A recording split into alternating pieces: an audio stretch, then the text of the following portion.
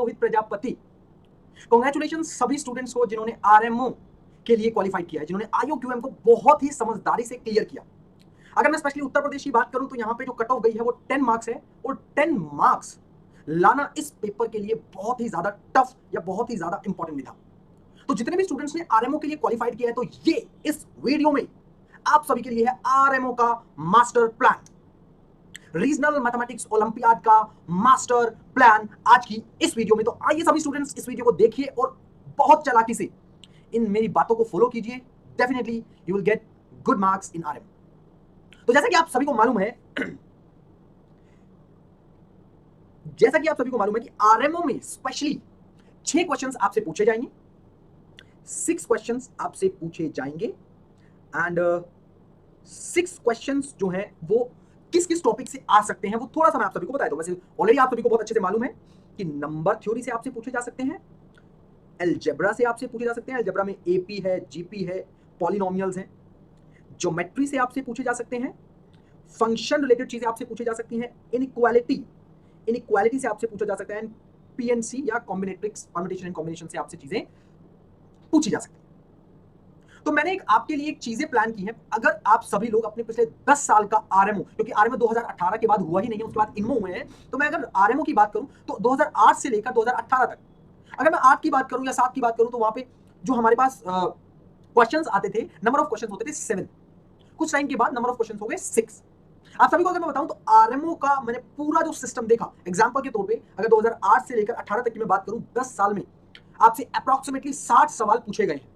तो 60 सवाल में से जो हमारे पास 10 ईयर का एनालिसिस है, आप सभी के साथ में शेयर कर रहा हूं। इस वीडियो को लाइक कर दो, कमेंट कर दो और सब्सक्राइब कर दो मेरे चैनल को इस तरीके की बहुत अच्छी अच्छी वीडियो देखने के लिए। तो सबसे पहली चीज, अगर मैं अलजेब्रा की बात करूं तो अलजेब्रा लगभग 20 से 25% आपसे पूछा गया है। मतलब अगर 2008 से लेकर 2018 तक अगर 60 क्वेश्चंस आपके एग्जाम में आए हैं तब से अब तक का, कभी हो सकता है कि किसी एग्जाम में 2008 में 7 क्वेश्चंस आए हो, 7 आए हो, है ना, बट मैं एक अप्रोक्सीमेटली लेके चल रहा हूं कि 60 क्वेश्चंस आए हैं।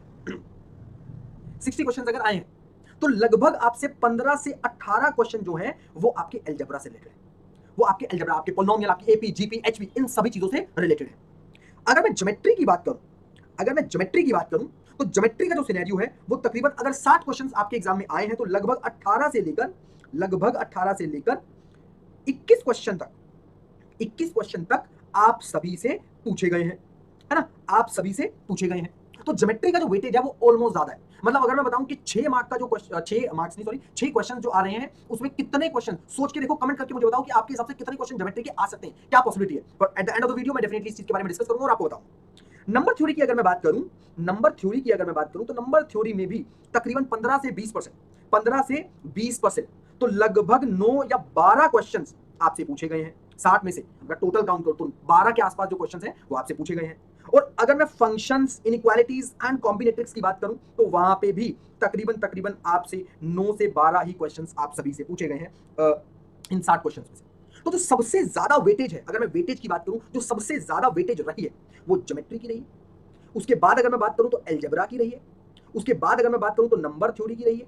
और उसके बाद अगर मैं बात करूं तो जो भी पीएनसी है, फंक्शन है एंड कॉम्बिनेट्रिक्स वाला जो भी जितना भी पार्ट है, इनइक्वालिटीज है ना, तो ये हमारे पास ऑर्डर है नंबर ऑफ क्वेश्चन ज्यादा पूछने की। तो अगर मैं एक एस्टिमेट करूं, प्लान करूं कि किस तरीके, जैसे कि मैंने लास्ट अपनी एक वीडियो में, एक शॉर्ट्स में मैंने आपको बताया था कि आईओक्यूएम की ज्यादा से ज्यादा कट ऑफ कितनी जा सकती है। मैंने बताया था 15 से ज्यादा कट ऑफ तो जा ही नहीं सकती, इसके भी चांसेस है कि कट ऑफ 12 जाए, जबकि 12 भी नहीं, जो हमारी एक्सपेक्टेशन थी उससे भी कम कट ऑफ गई है, 10 ही कट ऑफ गई है। तो ये पूरा जो मास्टर प्लान है, अगर जितने भी स्टूडेंट्स इस मास्टर प्लान को फॉलो करेंगे, हो सकता है आरएमओ आपके कदमों में हो, आप विजेता हो अपने इस आरएमओ के लिए। सभी लोग इसको फॉलो करेंगे ही। एंड मैं आपको बता दूं कि ज्योमेट्री की वेटेज जो है वो ज्यादा है। अगर मैं एक अनुमान लगाऊं कि 6 क्वेश्चन में से लगभग 2 क्वेश्चन, 1 या 2, एटलीस्ट 1 तो आएगा ही आएगा, बट 2 के चांसेस भी ज्यादा हैं ज्योमेट्री के सवाल पूछे जाएंगे। अलजेब्रा की अगर मैं बात करूं तो 1 या 2 सवाल अलजेब्रा से आपके पास आएंगे ही आएंगे। 1 सवाल डेफिनेटली आपका नंबर थ्योरी से आएगा एंड रेस्ट जो भी क्वेश्चंस बचे वो आपके पीएनसी या इनइक्वालिटी से आएगा। तो आपको अगर मैं बता दूं बेटा, ज्योमेट्री, अलजेब्रा, नंबर थ्योरी, इन 3 टॉपिक में से एनी 2 टॉपिक उठा लीजिए। मानता हूं 29 अक्टूबर बहुत पास है, ये मत सोचना कि सर बहुत दूर है, आराम से प्लान करते रहेंगे, ना ना, ना। 29 अक्टूबर बस जस्ट आने ही वाला है, आ गया आपके पास। 20 दिन भी आप मान के चलो कि आपके पास नहीं है, और 20 दिन में ऐसा नहीं होने वाला बेटा कि आप हर दिन बैठ के 6-6 घंटे जो है आरएमओ को देने वाले, आरएमओ की प्रिपरेशन करने वाले। आपके पास बहुत सारे काम है, आपका बोर्ड भी आ रहा है, आपके मिड टर्म के एग्जाम्स भी हो सकता है चल रहे हो सकता है आपका एनएससीजेएस का भी एग्जाम हो सकता है आपका आईएमओ एनएसओ इन सब का भी एग्जाम हो। तो बहुत सारी चीजें आपके पास है करने के लिए, साथ साथ में आपका सिलेबस आगे बढ़ रहा है तो वो भी आपको तैयारी करनी है, पढ़ते रहना है, बहुत सारी चीजें आपके लिए करने के लिए। बट आप अगर अपनी एक स्ट्रैटेजी बनाओ, एक प्लान बनाओ कि भाई मुझे अपने आप को इन टॉपिक में परफेक्ट करना है, इन टॉपिक में परफेक्ट करना है ना। कोई भी दो टॉपिक में, मान लीजिए अलजेब्रा एंड ज्योमेट्री, एक एग्जांपल लेके चल रहा हूं, इन दो टॉपिक में परफेक्ट करना है। मुझे बताओ ये परफेक्ट की डेफिनेशन क्या है? कोई डेफिनेशन है परफेक्ट की? मैं कहता हूं कि चलो ठीक है भाई, तुम 500 क्वेश्चन कर लो, तुम परफेक्ट हो जाओगे। देयर एग्जिस्ट 501 क्वेश्चन, मतलब 501वां क्वेश्चन ऐसा एग्जिस्ट करेगा ही करेगा जो आपको नहीं आता होगा, जो आप नहीं कर पाएंगे। आप कहोगे मैं सर 1000 क्वेश्चन कर लेता हूं, तो बेटा 1001 ऐसा क्वेश्चन एग्जिस्ट करेगा जो आप नहीं कर पाओगे। तो परफेक्शन की आप अपने लिए एक लिमिट बना दो कि भाई मैं मेरे पास 20 दिन है, मैं 40 क्वेश्चन करूंगा, मैं 40 क्वेश्चन करूंगा अलजेब्रा के। अगर मैंने 40 क्वेश्चन आरएमओ टाइप या इनमो टाइप कर लिए, मैं परफेक्ट हूं, मैं पूरी तरीके से परफेक्ट हूं, कोई दिक्कत नहीं आने वाली है ना। मतलब आपने एक लिमिट बना लेनी है अपने लिए परफेक्शन की, कि परफेक्शन की मेरे लिए आज ये डेफिनेशन है ना। पिछले साल के क्वेश्चंस उठाओ, इनमो के क्वेश्चंस उठाओ, आरएमओ के क्वेश्चन उठाओ, है ना, जो भी आपके पास मॉड्यूल है उसके क्वेश्चंस उठाओ, बट आपने लिमिट बनानी कि मैं ज्योमेट्री या अलजेब्रा के 40 क्वेश्चन का। सेम चीज 40 क्वेश्चन आप लोग यहां करेंगे, आरएमओ के या फिर इनमो के।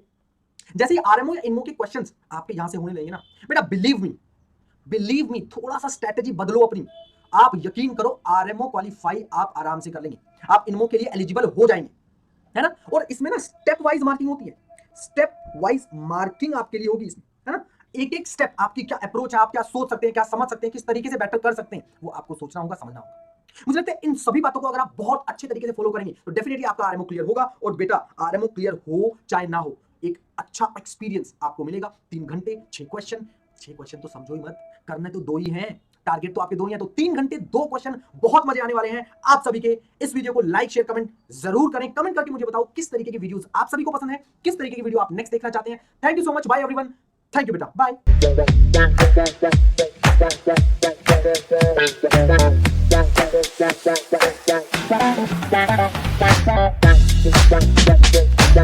Bye.